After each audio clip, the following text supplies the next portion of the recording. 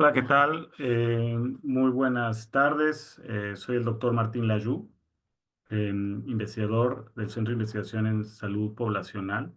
Agradezco muchísimo la presencia aquí en este ciclo de seminarios sobre investigación y control de cáncer del Instituto Nacional de Salud Pública. El día de hoy tenemos realmente les quiero dar bienvenida para un seminario muy especial.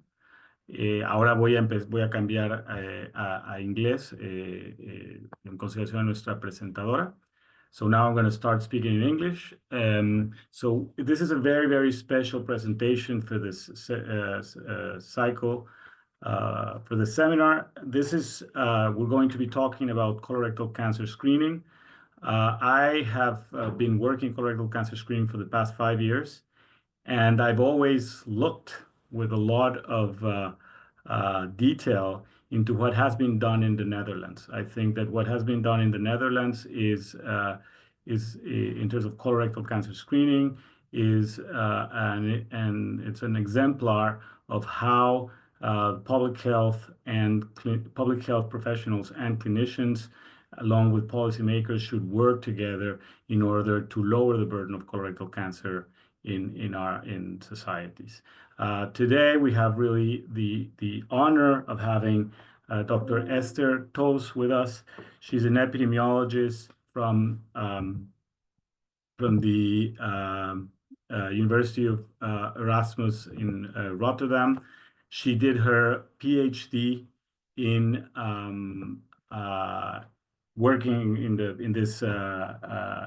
implementation of the colorectal cancer screening program in the Netherlands. So she's been involved since its very, very beginning. It's really an honor to have her with us today.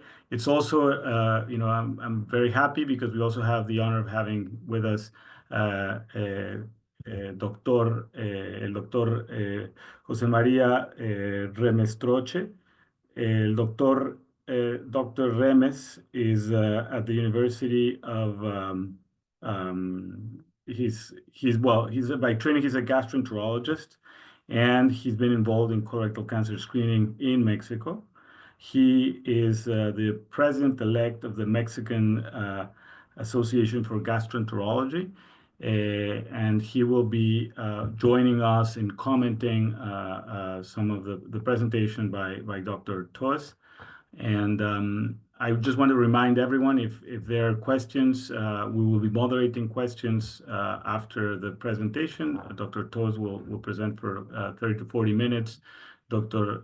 Remestroche will then take on some comments to sort of contextualize the presentation to what's going on in Mexico. And then after that, we will get questions from the rest of you. So without further ado, thank you. And please put those questions on the Q&A section for the Zoom, because that's the one we'll be monitoring.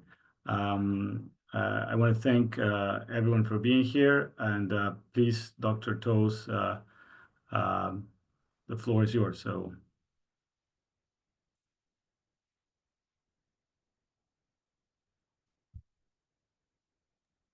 Yes, can you see my slides? Yes. Okay, thanks. Yeah, thank you for the invitation. It's a great honor. I told all my colleagues I was going to present in Mexico, so everyone now is very jealous, except I'm just sitting in my own office, but I didn't tell anyone. And today I'd like to tell you something about the experience in the Netherlands, but I also like to make it a little bit broader, looking at different countries, what have they done, and how do you actually implement, but also actually choose the right strategy for your screening program. So the photo you're looking at is the hospital I'm working at, where I cycle to every day. So this is typically Dutch. You cycle to work and you park your bike under this big building. I hope it's not clear. So just to give you an idea what the size of the program is.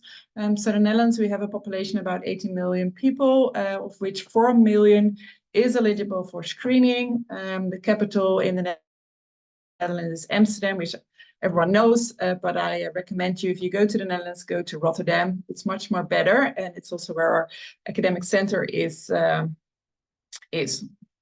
And so today I feel like it's good to think, what should we actually think about? What should we take into consideration when implementing a nationwide colorectal cancer screening program? And we want to use the Netherlands as an example, showing, okay, what have we done? What did we experience? And how can this actually be helpful for other programs? And I've chosen a few challenges, but also some successes. So the challenges I want to start off with is, how do you actually choose your optimal strategy? Is there actually an optimal strategy? Then I want to show the success of the long preparation in the Netherlands. Then the second challenge is, even though you prepare, there are unexpected outcomes. Then the success, the thing we're all doing it for, did we actually see a stage shift or incidence reduction? And the last challenge is, how do we get people engaged in the program? So to start off, how do we actually choose the optimal strategy for your country? Should we actually do the same? I think this is a very important question. I can already give you the answer, no, we should not do the same. I think it's very important to keep in mind that every strategy, every program around the world should maybe be unique to your own population. And I will show you why. So I looked up some examples. I'd like to emphasize these are not the only programs around the world, but I just was too much to evaluate them all. So I give you 16 strategies of colorectal cancer screening programs, some in the US, Europe, in Asia, and in Australia and New Zealand. And here I give you an overview of the test they chose.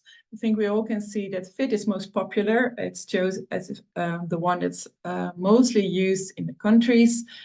We see only 2 really full colonoscopy programs, of which Poland is one. They have a colonoscopy screening program. Germany is a little bit more complex. They sort of start off with FIT and then go in colonoscopy. It also a little bit depends on the region. And then there are combinations you see in the third column, where they give people a choice or alternative, like in Singapore or in Thailand. And then, of course, we have the US, where they actually give you a bunch of choices. And this is also more opportunistic screening, where you have an encounter with your healthcare provider, and you can choose together with your healthcare provider which test is the best for you. So after you've chosen your test, then there is, of course, a choice. When do we start and when do we stop? And I think what we can clearly see here in this figure is that, in general, most programs start at 50. And this is also recommended by most of the guidelines. But if you look at the Netherlands, that is, I don't see if you can see this, but this is the Netherlands here. You clearly see that we only start at 55. So yes, even though 50 is recommended in Europe, the Netherlands chose differently and still starts at 55. So countries can make a different decision. If you look at Japan, they obviously start much earlier. They already start at 40. And here you really see a big difference between cultures, where in Japan, they are very in favor of screening, while in the Netherlands, a little bit more conservative. And they really look at the harms, and it's like, we don't want to start earlier than 55. Again, the same for the stopping age. You see the majority stops about 74, 75. Again, full in line with the recommendation. But you see a lot of Asian countries actually don't have a stopping age. So they just continue. And it's up to actually your healthcare professional whether the screening is stopped or not. You see most European countries, they have a fixed endpoint and they stop at 75. So then, of course, as I show you, have the choice for the test, then you have the choice for the age range. And I think both already show it's very complex. Countries make different decisions, but then we should choose the screening interval. I think for colonoscopy screening, it's pretty clear. You do once in a lifetime or every 10 years. So in the US, they recommend every 10 years. But then for the FIT, you can choose either 1 or 2 years, so annual or biannual screening. And here I show you the figures. You see that almost 2/3 of the countries, of the 16 countries I looked at, they actually use a 2-year interval, but we see still about 1/3 is going for annual screening. And I think the decision to use, I think the evidence is not fully clear. But we can imagine if you go for a 1-year interval, it requires much more capacity. And I think here it comes the question, does this extra capacity actually result in more benefits? And I think what we can see here, that most countries, including the Netherlands, has decided the additional benefits of annual screening is not weighing out all the harms and extra costs. So then, how do you actually make this decision for your perfect test, for your age range, for the interval? And it really depends. I think it depends, first of all, on your organization structure of the screening program.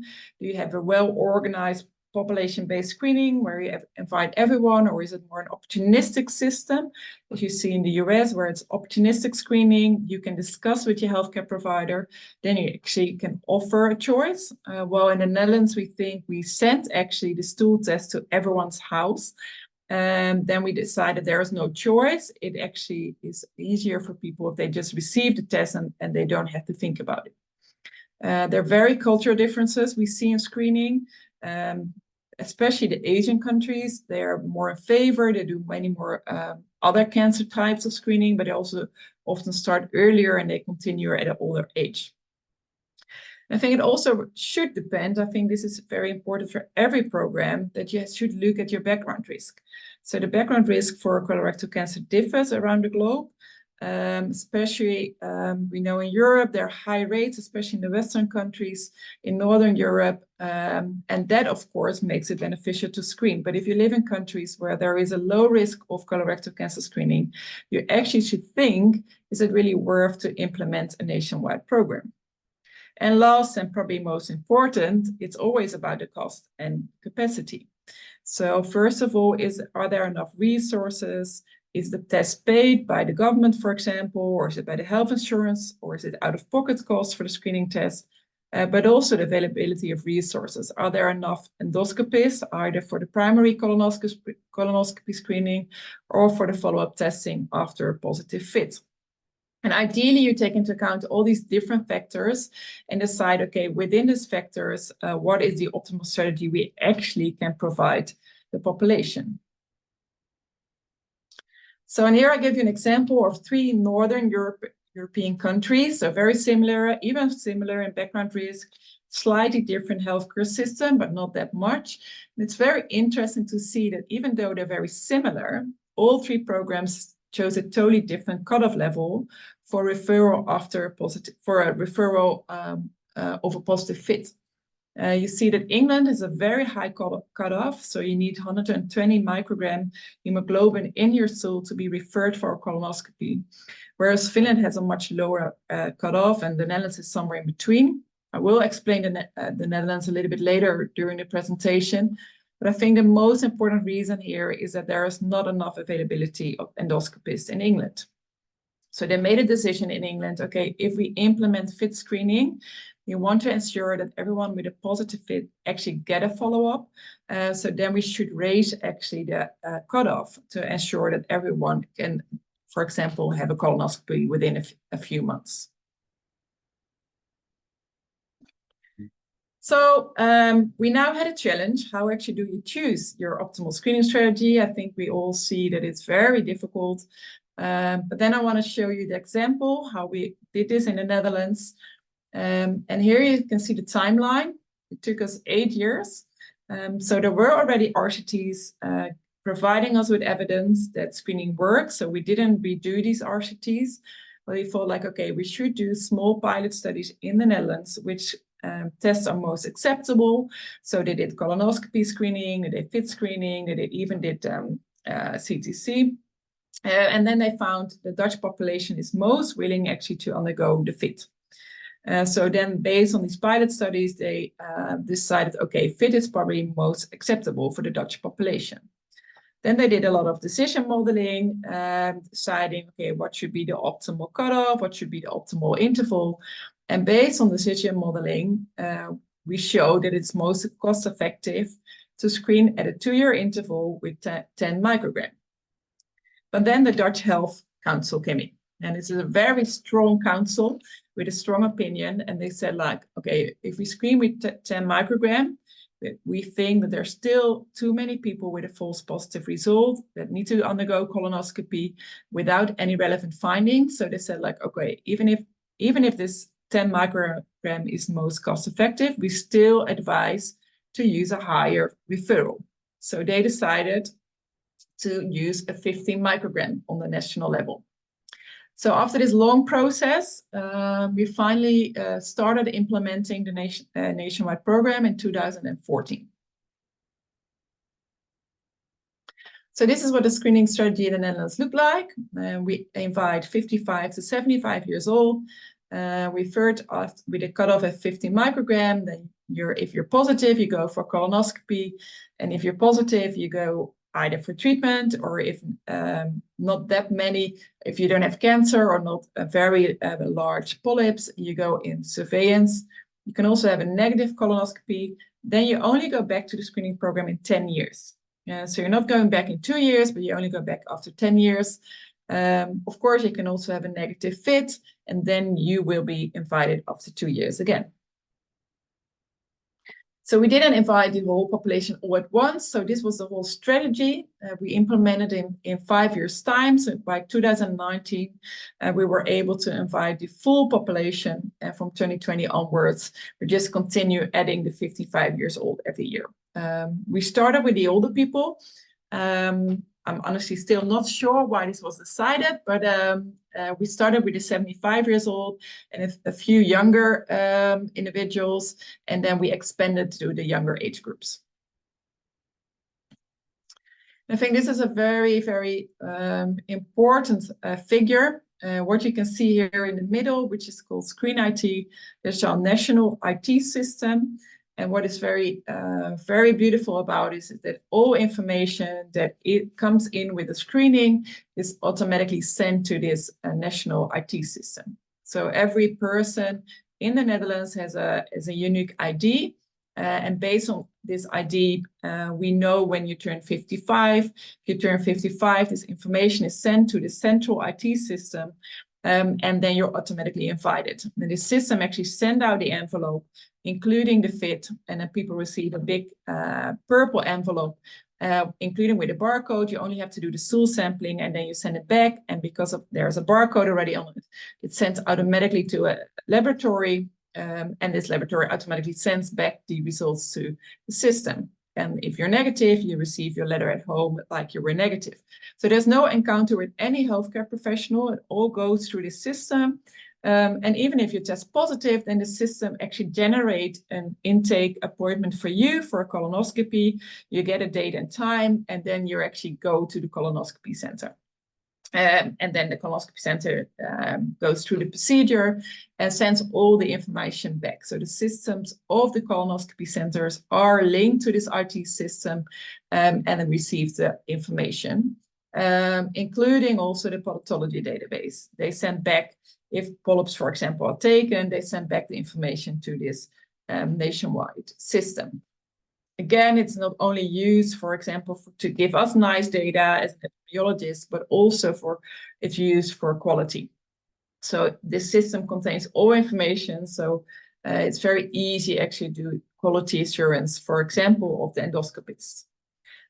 It's also interesting to know that by doing this, that all information is known, not only of the individuals that participate in screening, but also of all, for example, endoscopists, pathologists that are participating in this program. Their information is now known in this system. So it was a success. These were the first 10 years. We invited over 80 million people, of which almost 13 million participated. We had 600,000 positive fits, of which almost about 85% of the people underwent a colonoscopy. And we found over 31,000 cancers.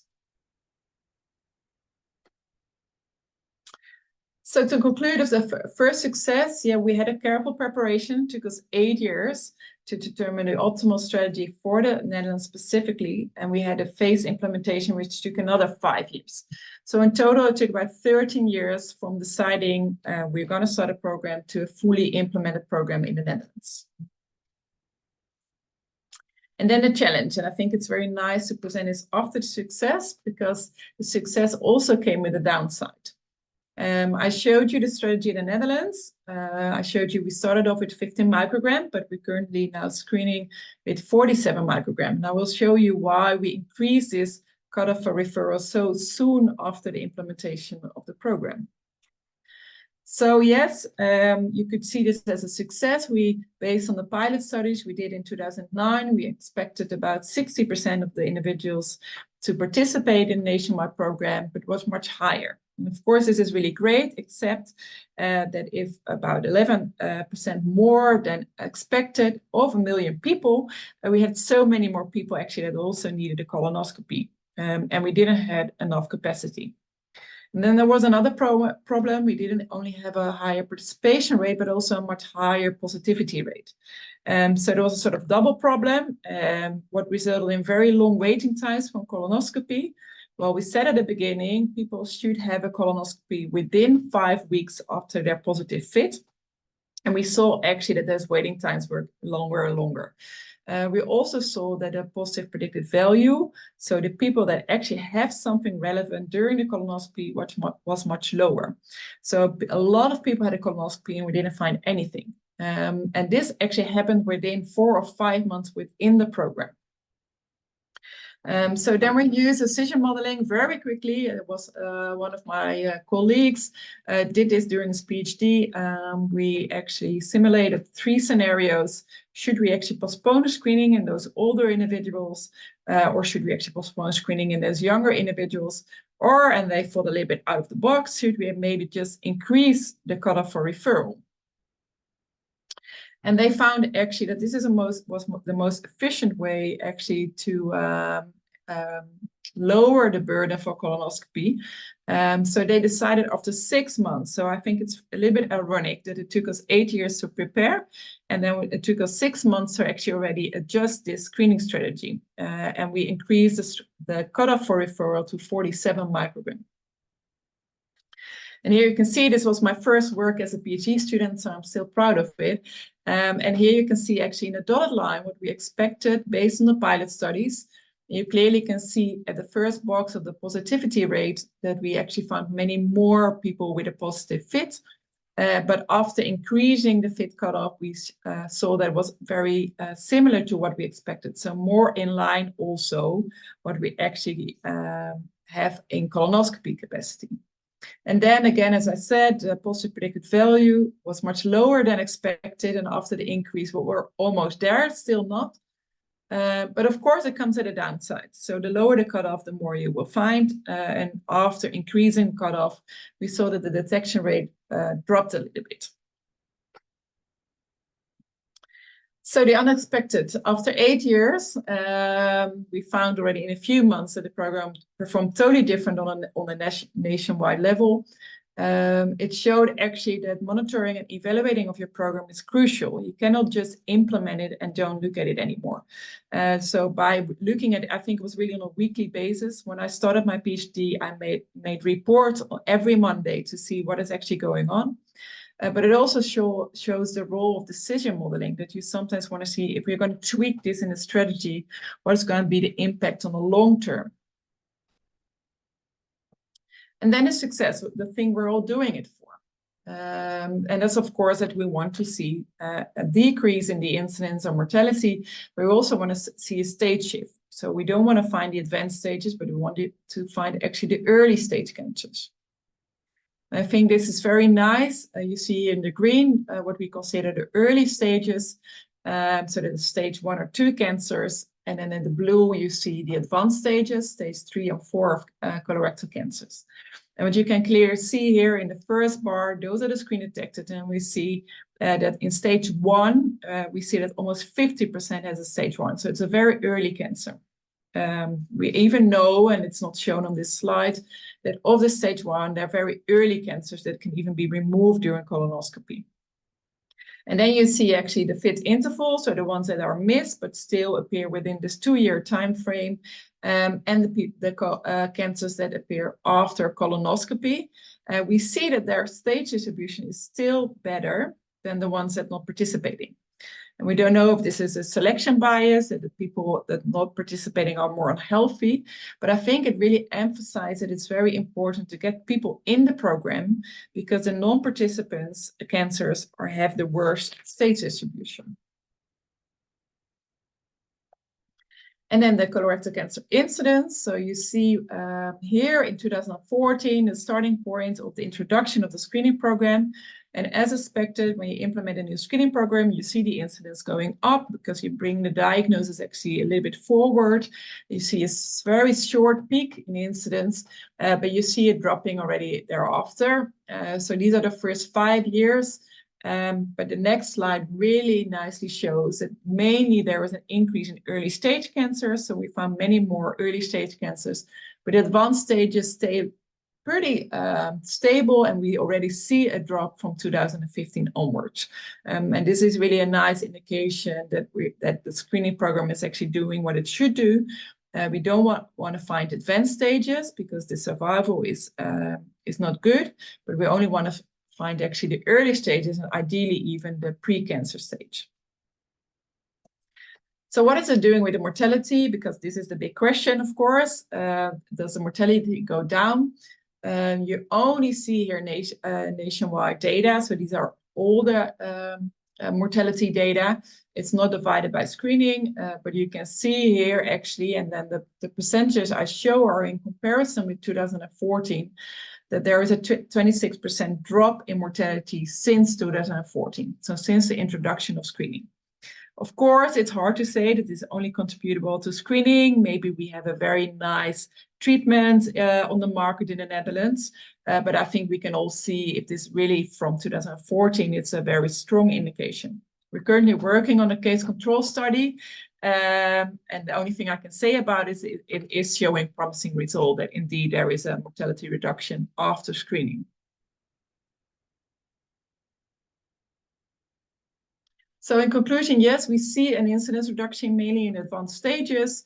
We see that screen-detected cancer have a better stage distribution, and there's a strong indication that screening also reduces the mortality. And then the challenge, the participation.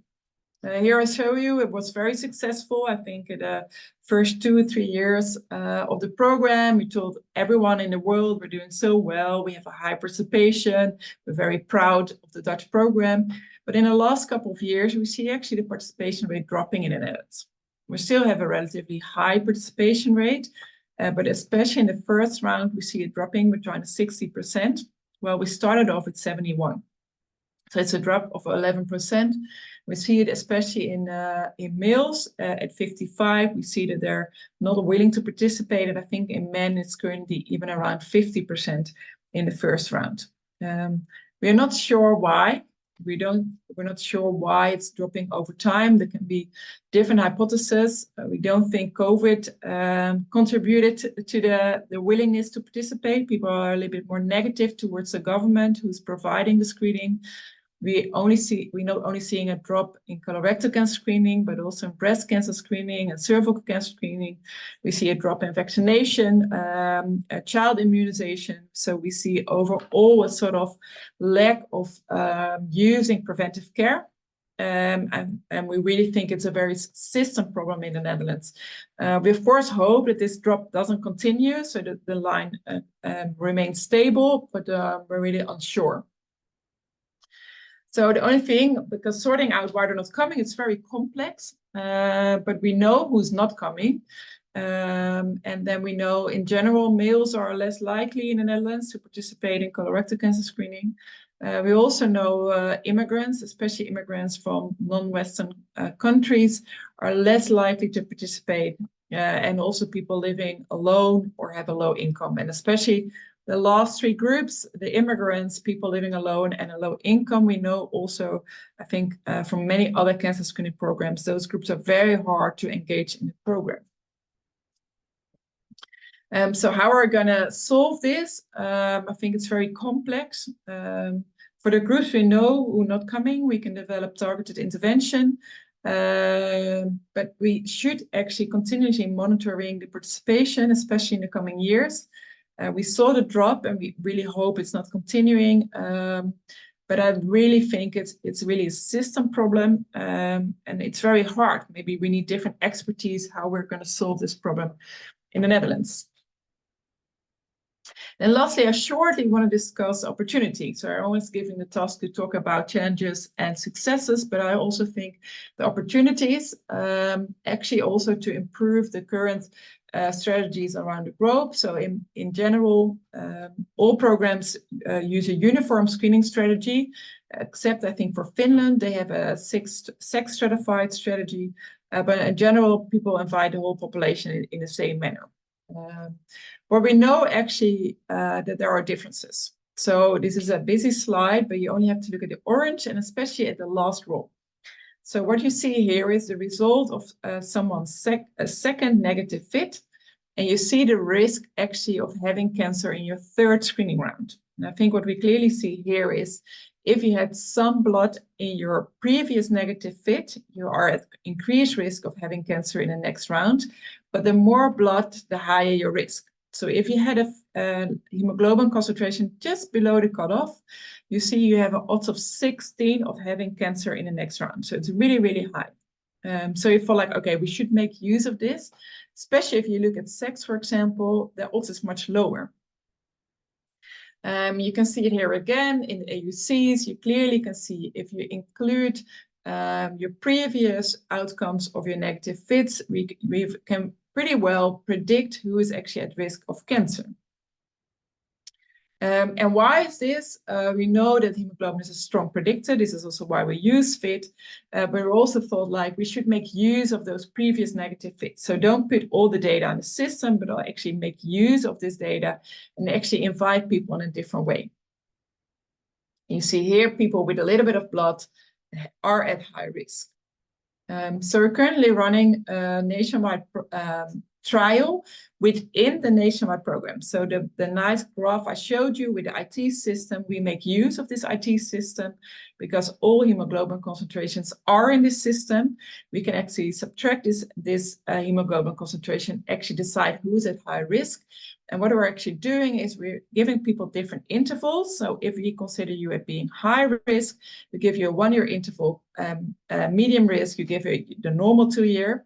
But if you have no detectable blood, so you really had 0, we say, okay, we're going to actually extend your interval and you have to wait 1 year longer and we get you a 3 year interval. So the success here is actually by having such a nice system, we can actually do this kind of trial. And the trial was actually run through the screening program. So we had to do all the preparation, but as a researcher, it's very, very easy. Now the trial's ongoing. We don't have to do anything. We just have to wait for the results. And here you can see the trial. 20,000 people, and you can here see in the middle the different risk groups. So no blood, medium, and high risk. So altogether, where to start? I think that's a big question.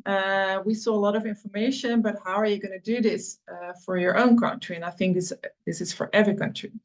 And I thought about some screening principles. I think they're from about 5 years ago or 6 years ago, where are different principles you have to tick to see whether you should implement screening. And I did this for colorectal cancer screening.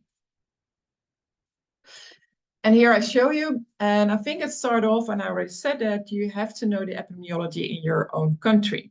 So first of all, look at your incidence and mortality. If it's not that big of a problem, you maybe should reconsider whether you should implement a screening program or not. The second principle is knowing the history, natural history of the disease. We know that, so I put a smiley there. That's already ticked the box.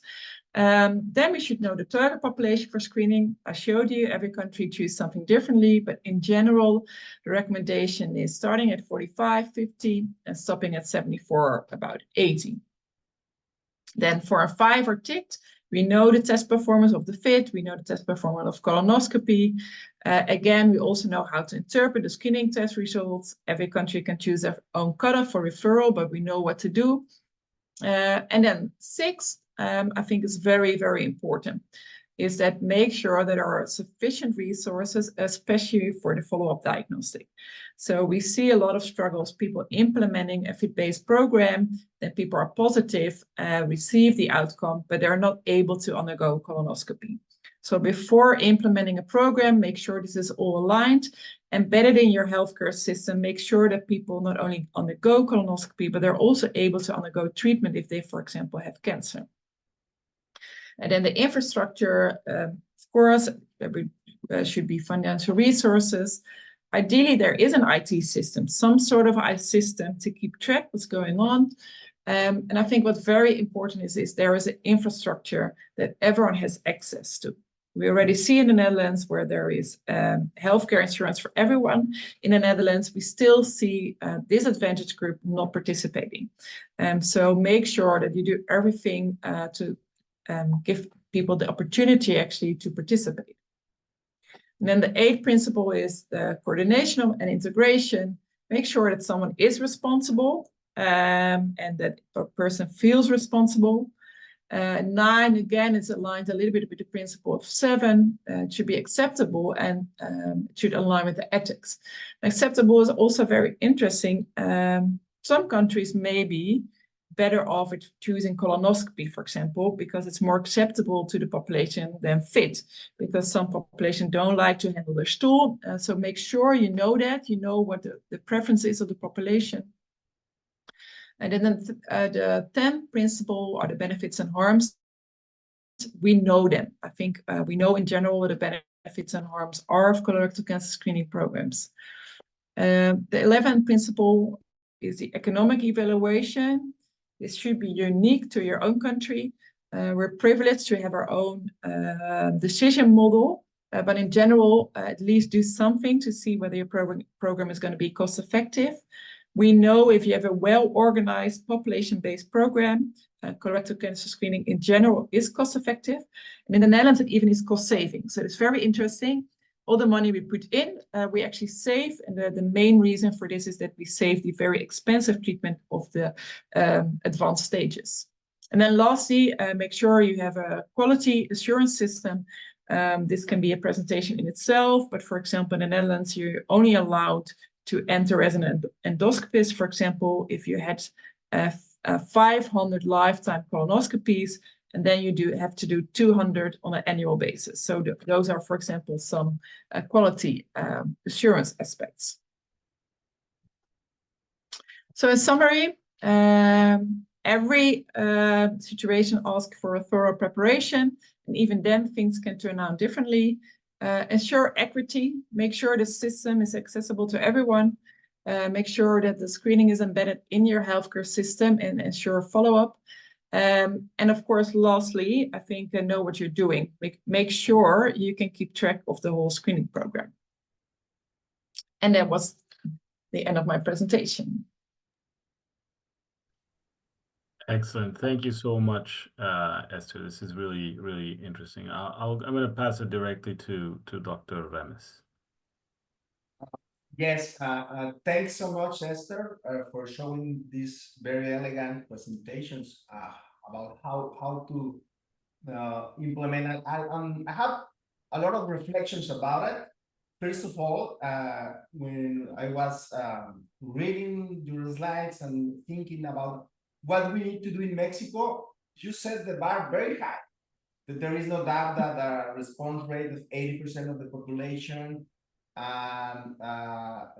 it is a real challenge for countries like Mexico. And I have some reflections since the beginning. You show 16 different ways to do it, and to take my attention that there is not a single Latin America country with a real policy for screening. And it seems that this phrase that no one fits for all, it's real, it's a truth. And in Latin American countries, it's more challenging because among all these 12 commandments that you mentioned at the end, we are lost in some of our countries about we need to work in epidemiology.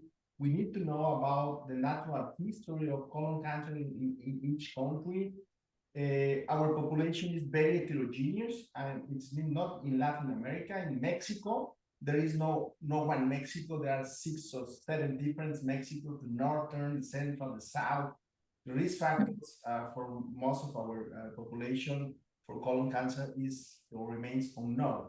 So there is no doubt that it takes too much time, at least 1 decade. And it is very exciting, and it's a real challenge for us to work together. you're showing in a slide how many actors need to be in the same channel to success. From the mailing system, for that people that send the mail with the test, and from the people that take care of these samples, process of the samples, the interpretation, the colonoscopy. So there are too many actors that we need to think about in a country in Mexico that is going to take too much time, and two more actors that understand what's the goal. Because otherwise, Martin has been working in the last 5 years with isolated efforts in Mexico City, in Veracruz, but this is something that need to go further with the people that make decisions. And for example, in the GI Society that now I'm running as a president, we have the commitment that it doesn't matter if I want to be just working 1 or 2 years. We need to work and to create a work group of interest for the next 5 years, because otherwise it's not going to be success for us. So we need to build it, and we need to follow all these 12 commandments that I do really like, how you show the way to go.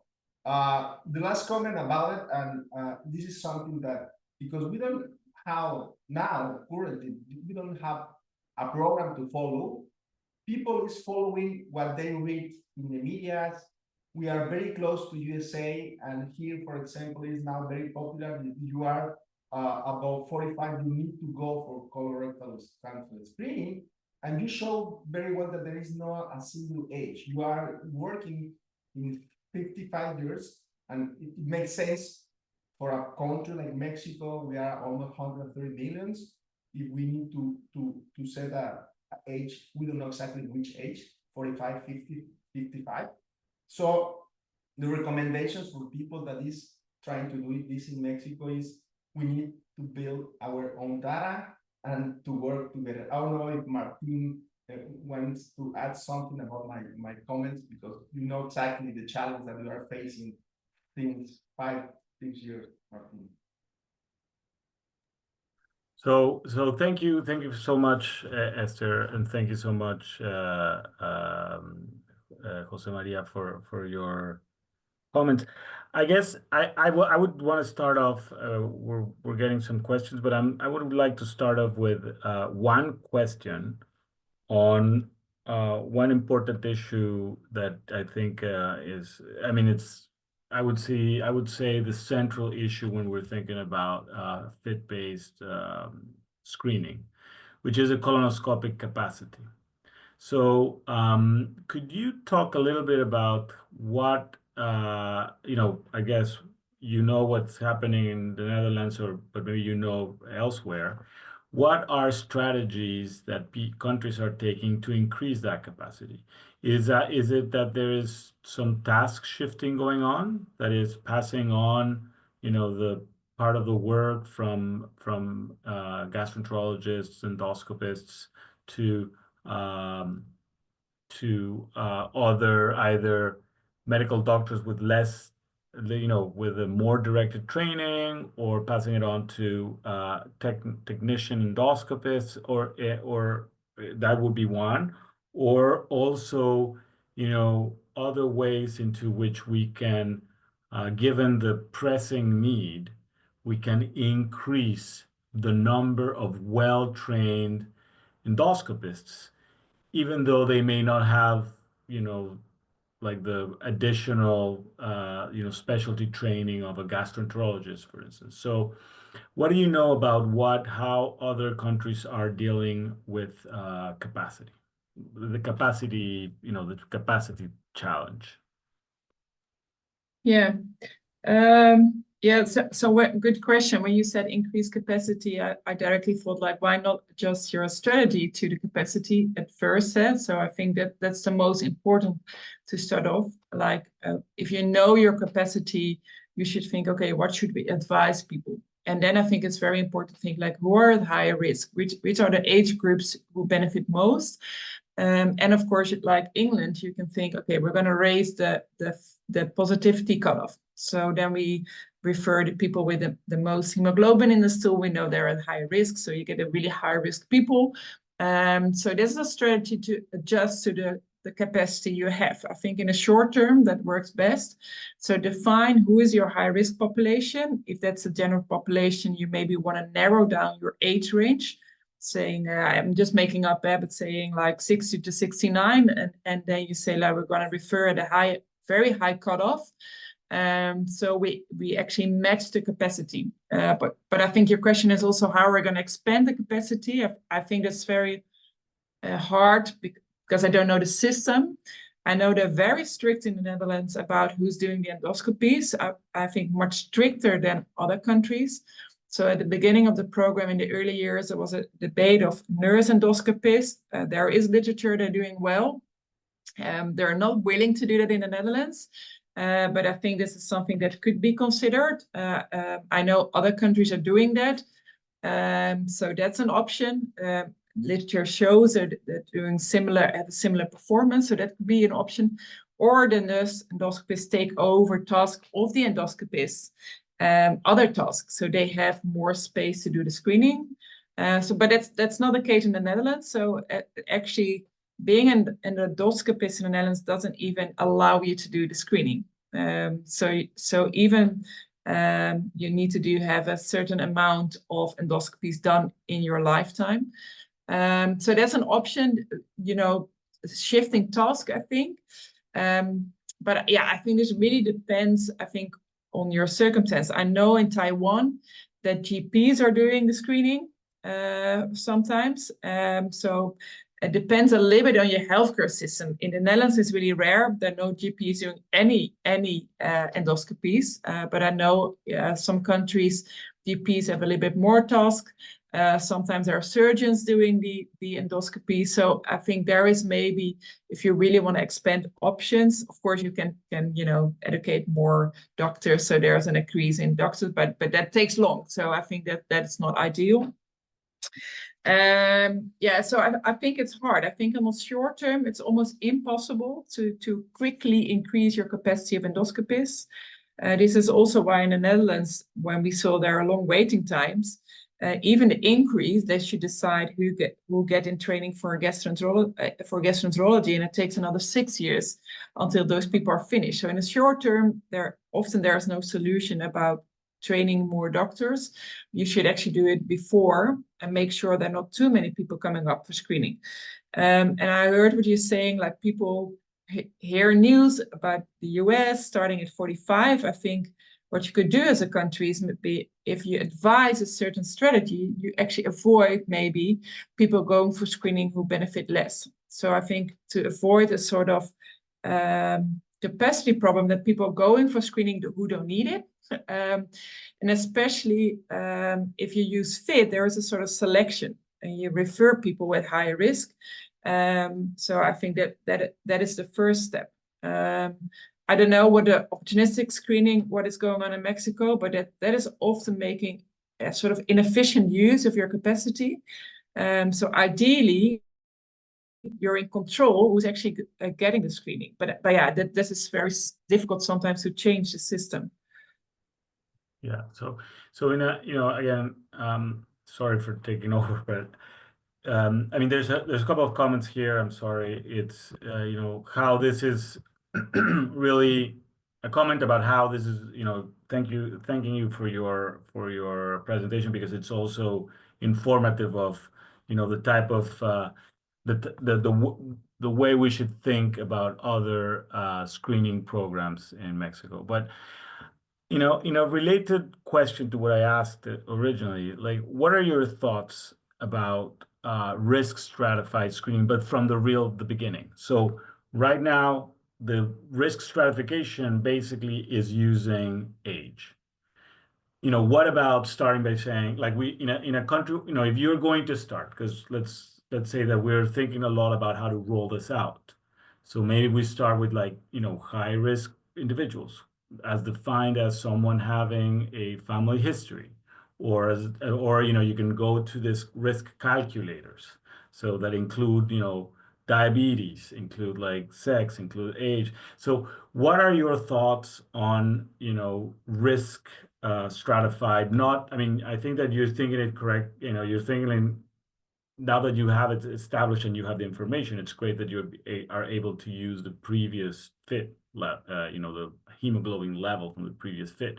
But what are your thoughts on like risk stratification from the very beginning, above and beyond age? Yeah, a good question. I think the big struggle is what is the strong predictor?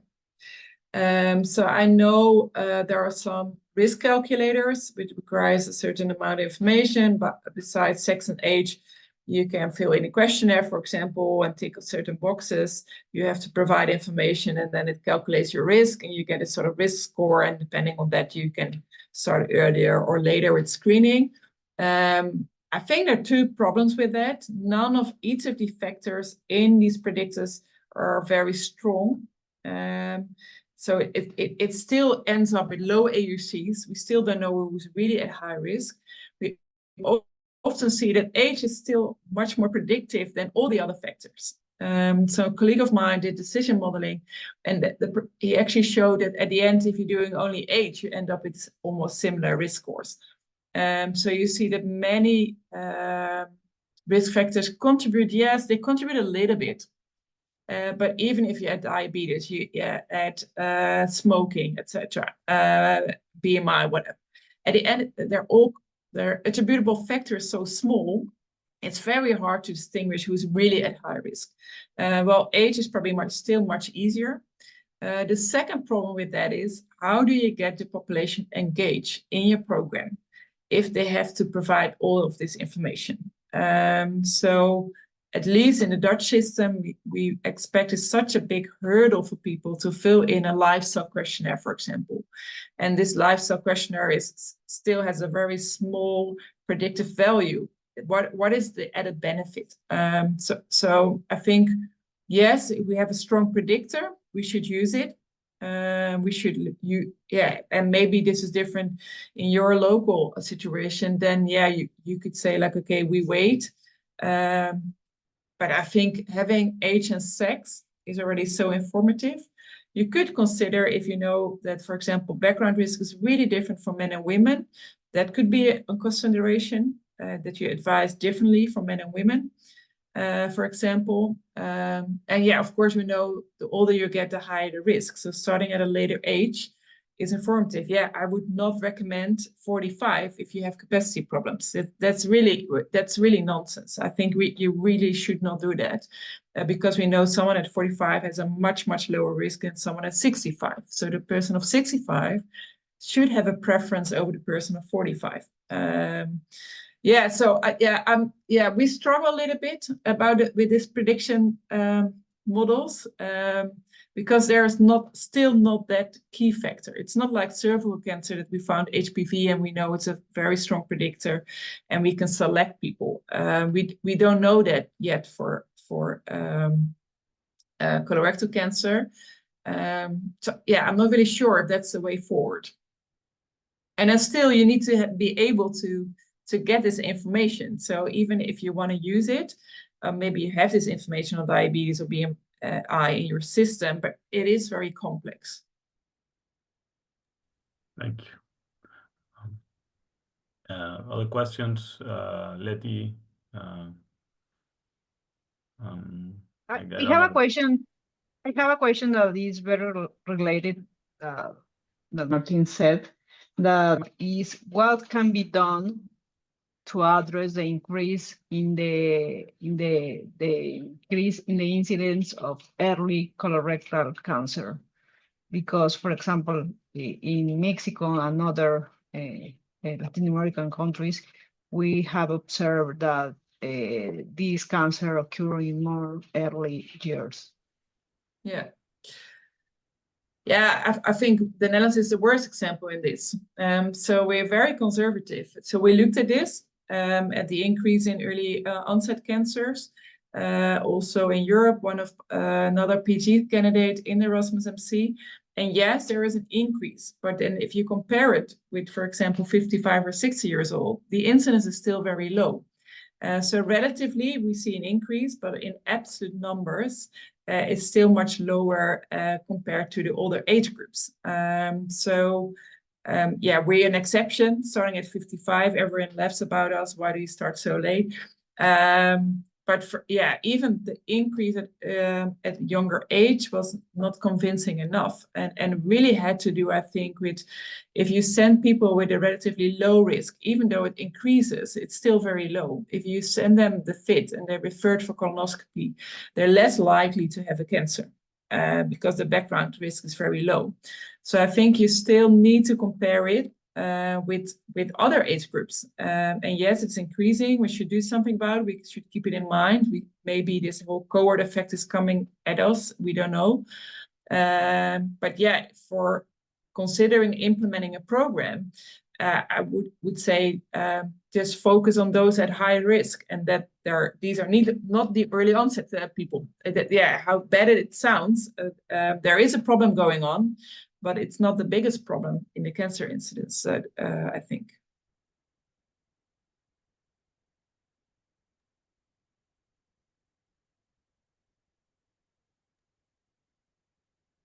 And I would like to ask that in your experience, what was the most challenging part to convince the health system and all the stakeholders to implement this colorectal cancer screening, and how did you solve this? Yeah, good question. That was a little bit before my time, I think. I think the reason why it took 8 years is not because it was so complex to all arrange, I think. So it's being patient. I think it started off with the small pilot studies. I think they want to show, even though the RCTs already showed evidence, they started small pilot studies in Rotterdam and Amsterdam showing, okay, this is what it's doing in the Netherlands. So not on a nationwide level, but start small, having evidence in your local circumstances showing. I think they just got grants for that. It was not paid by the government. And then they showed, okay, it is working in the Netherlands. So I think by doing small pilots in certain regions in your country is convincing. Don't start directly on a nationwide level, but see how it works. I think it also shows what is needed for the whole process. If you do it very small, you also encounter already the problems with this screening program, and then it's easier actually to solve this if you want to implement it on a nationwide level. And I think when they had the evidence of these pilot studies, then they engaged the Minister of Health, saying, this is what we found. I think we should consider screening. Yeah. Okay. Well, I think, just to give you an update, we are in Mexico trying to think about what, we're running pilots. We're trying to think what is the best strategy to follow. But one of the things that I get from this presentation is that, we really need to be careful about the target population, because, again, the capacity is so important, and also because not only the endoscopic capacity, but the capacity to be able to provide that person with a negative FIT, the FIT 2 years later. And that becomes super key for this type of screening strategy. So I think that I really like the fact that you say, when you said 45 is nonsense, it's because this is something that we've been struggling a lot with, trying to convince others that it's really important to think about the specific context in which we live. And that is. So I don't say 45 is nonsense if you have a full running program. Then if you have all running and you start at 50, you may consider lowering it to 45. Yeah, but if you don't have anything, don't start at 45. Yes.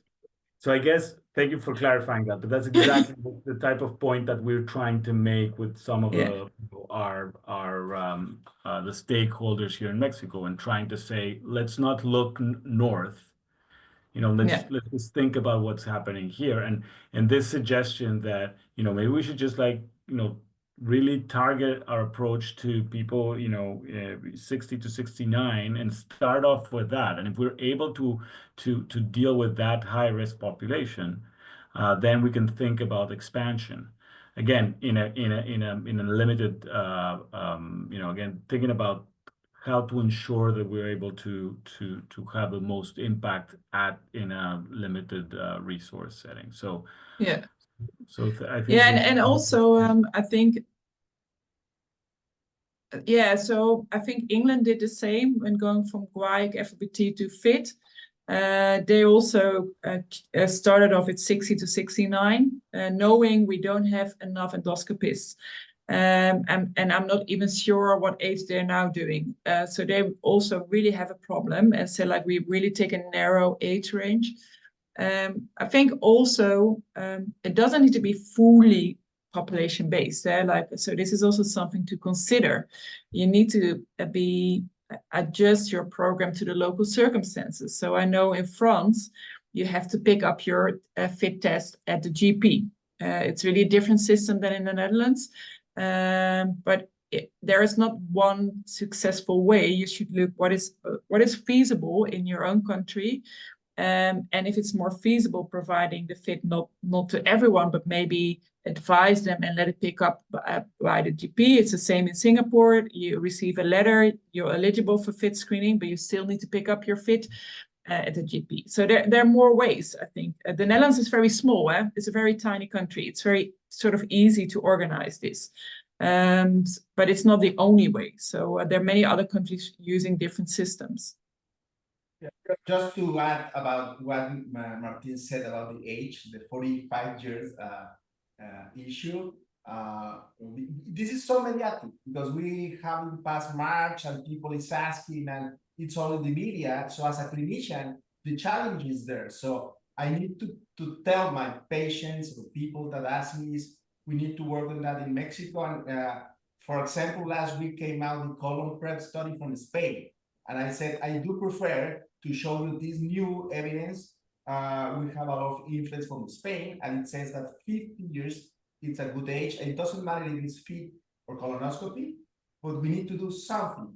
We are not ready for 45 years. We are not ready for massive screening in Mexico. We need to build together, but as a clinician and as this association that we lead, we need also to start to educate patients and people, because for me, it's very clear we need to work in high quality colonoscopy, availability of resources, and follow up.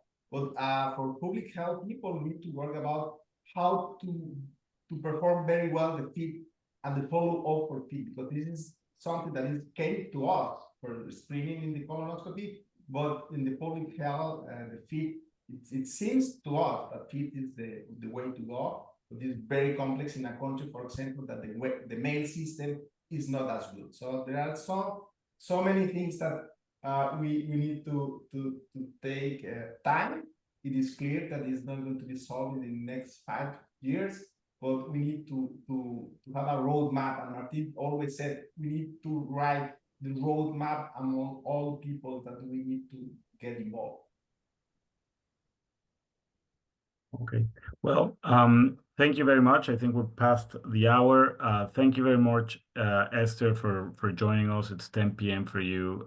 Thanks so much. We're really happy. This is really great. This seminar, I think, is a great contribution for us in Mexico, trying to think, how we're going to address this, I think, pressing need to lower the burden of colorectal cancer. So thank you very much. Muchas gracias a todos. Estamos muy contentos de seguir con este seminario y nos veremos el próximo mes. Thank you again, Esther. Thank you again, José María. We'll be in touch. Gracias. Bye. Thank you. Bye. Adiós a todo el mundo.